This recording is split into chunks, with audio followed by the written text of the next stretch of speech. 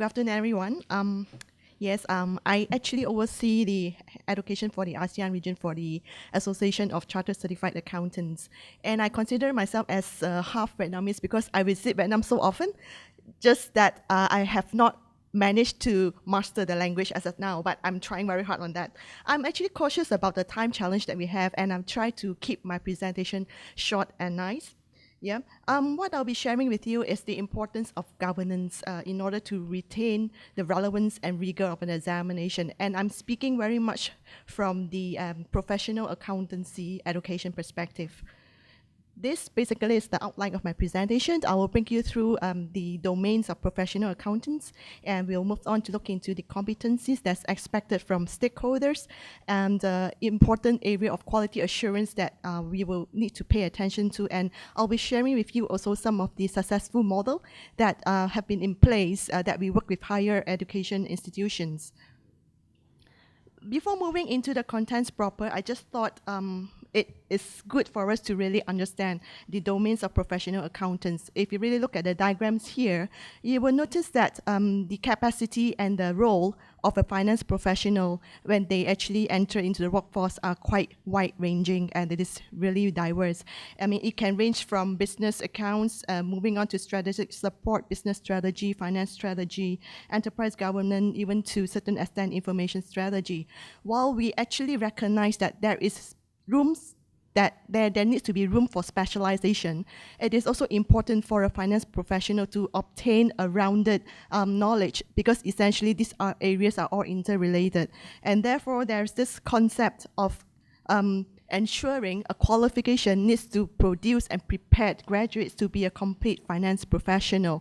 It is vital that the qualifications cover vital areas such as business strategy, business planning, risk management, as well as the very crucial area and key areas that finance professionals are expected to have very firm grounding, such as financial reporting, tax, performance management, as well as audits.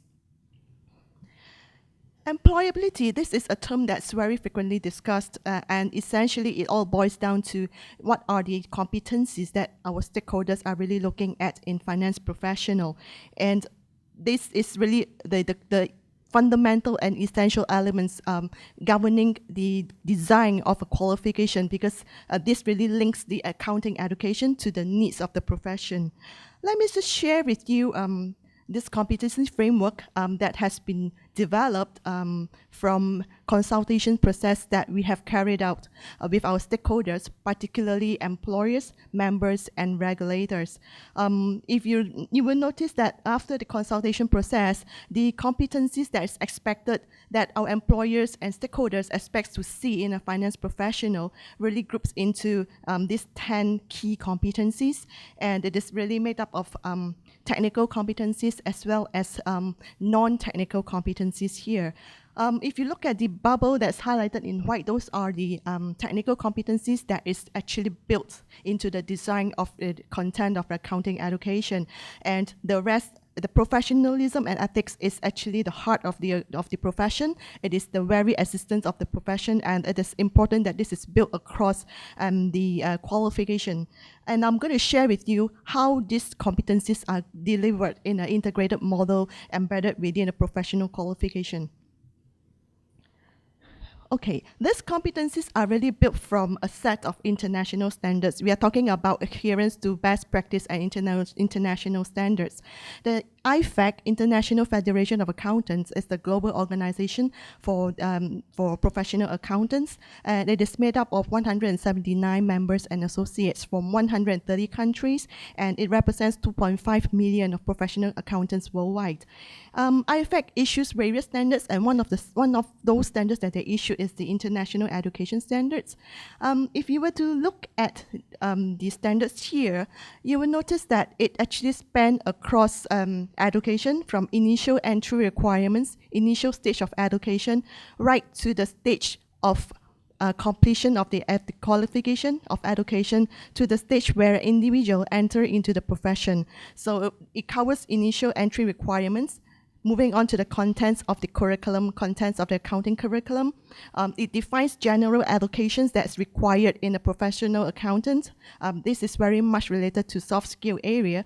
The values the importance of embracing ethical professionalism, as well as the practical experience requirement when they actually start to join the workforce, and the need to have the continuing professional development. This is the area, a very key component that we're looking at for someone who is entering into the profession to embrace lifelong learning. Well, we talk about the competencies that I've mentioned earlier on, and these are really developed at varying degrees depending on which stage an individual progress within the profession, from education right into the profession. Obviously, technical skill is very much developed during the examination stage, and ethics, being the heart of the profession, are actually built all over the examinations as well as the experience portion. There is actually a mechanism that keeps track of the experience that an individual goes through, and there is a set of performance targets that the individual needs to demonstrate that contributes towards meeting the requirement to be counted as part of the experience before they can call themselves a finance professional and therefore a member of the association. In addition to that, we mentioned about continuing professional development, as accounting is the language of business that binds the marketplace together. It is important that an individual who are in the profession to keep pace with the development and dynamics of business. And therefore, there is this requirement here that an individual needs to fulfill when they're in the profession to exhibit that there is this elements of lifelong learning. Moving on more on the exams portion on the quality assurance bit. In order for a professional qualifications to be relevant and up to date, it is important that there is continuous process on the maintenance and development of the syllabus in light of the stakeholders' needs and the change in legislation, rules, and regulations. A very good example of this is Islamic finance. It is becoming so popular that many business entities are really using this sort of finance, that there is this expectation that any finance professional needs to have basic understanding about the concept of Islamic finance, how it's being reflected in books, and what effect will it have on fundings. So these are current imminent issues that needs to be considered in the design and the contents of the syllabus of professional accounting examinations. On top of that, it is important also to involve experts, internal experts and external experts. This is particularly true in relation to areas where a finance professional is expected to have understanding of rules and legislation which is specific to jurisdiction. For instance, taxation law or corporation law, which could be specific to jurisdiction, and this is where external subject experts' involvement is critical. External examiners also provides an independent view in relation to the benchmarking of an examination, whether it is set and designed at an appropriate level in accordance to the education framework. Now, the examination paper is initially designed by the external examiner, but however, the final product typically will be something very different, because it will then go through and checked by a panel of members, and this really comprise assessor, qualifications, technical advisor, subject coordinator, sitter, and so on and so forth. And let me bring you through these different roles here. After the examiners have actually designed a course, it will then will be checked by the assessor, who is actually an external party, and the assessor will then look into the relevance and of the syllabus, and whether the paper has been set in a fair manner and whether it is balanced throughout. In addition to that, the assessor will also look into the suggested answers and the marking scheme developed by the examiners. At the same time, the papers will also be checked by the subject coordinator, and this is actually an academic expert most of the time.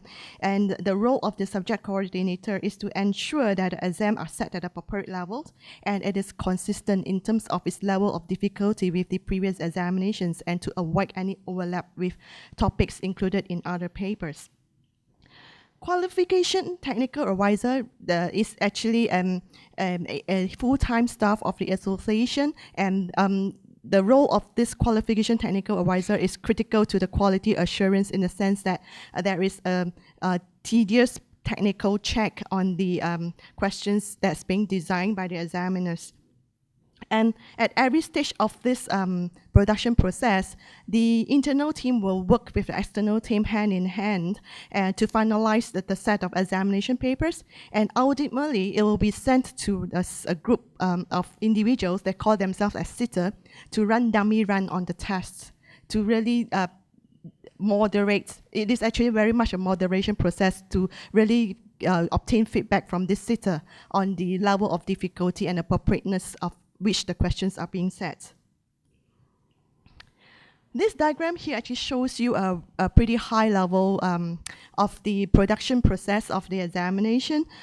If you really look at the center red shaded area, it is actually related to end-to-end activities within exam process, cycle, and production. And ACCA actually conducts this exam twice a year, so you can imagine how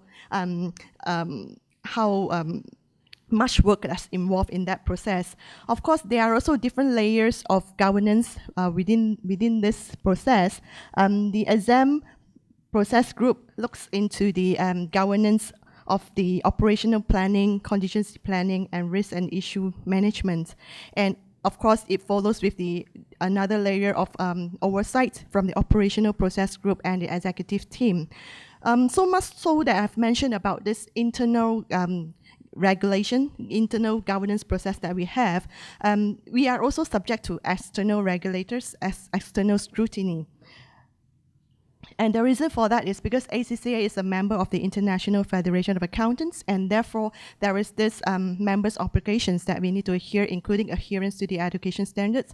We are subject to the scrutiny by the International Federation of Accountants, and because ACCA is also a qualification considered suitable to registered auditors in UK, and because of that, we are also subject to the scrutiny by the Financial Reporting Council. On QAA, because of the partnerships that we have with the Oxford Brookes University, that actually result in us falling under the regulation of the QAA as well. Therefore, we are subject to the QAA scrutiny. And external examiners plays a very important role in terms of giving us an independent check and independent views, and that is actually a form of external regulations as well. In many markets that where our qualification is being offered, we are being registered on the education framework of the respective markets, and therefore there will be a certain level of scrutiny by the local regulators as well. I've mentioned about the importance of CBD, and this is really what that makes professional accountants qualification different from the others, because it does not just stop at completion of the assessment. It extends beyond that. It actually continues to build a path for development of an individual from the completion of education to the moment that they enter into the profession and continue on with the development process. And there are various ways for this continued professional development to be recognized. I will not touch too much on this, but one of the areas that I need to mention is the approved employer route. This is a process where we recognize the high standards of learning and development process and human resource development policies that employers have, that we will consider the experience gained by an employee could be counted towards meeting the continuing professional development. I would like to share with you some of the collaborations that have proved to work well with some of the universities, higher education institutions that have in place at this moment. Typically, it is very much deals with delivering the academic skills taught side by side with professional qualification. This has worked particularly well in countries like China and Malaysia. In China, we collaborate with more than 90 universities on this model, and this really built strong values for students to really capitalize on the network of employers that we have, and students get to expose to the practical perspective of the professional accountant during their course of study. And of course, there is also this database of research and insights that the university teaching faculty gets to expose to, and that really builds in the value that the academic faculty has appreciated. generally, this is essentially the value creation that we feel that has been created, and a lot of universities actually appreciate the value that this sort of collaborations has actually brought to the students in terms of enhancing their employability and also improve the profile of the institutions. I've mentioned about the employers that scheme that we have been working very closely, and just to share with you some of the employers, we work with over 8,500 employers worldwide in building finance capacity, and closer to home, these are the few of the employers that I would like to share with you that we have been working very closely with. Yep. So this brings to the conclusion of my presentation, and thank you very much for your attention.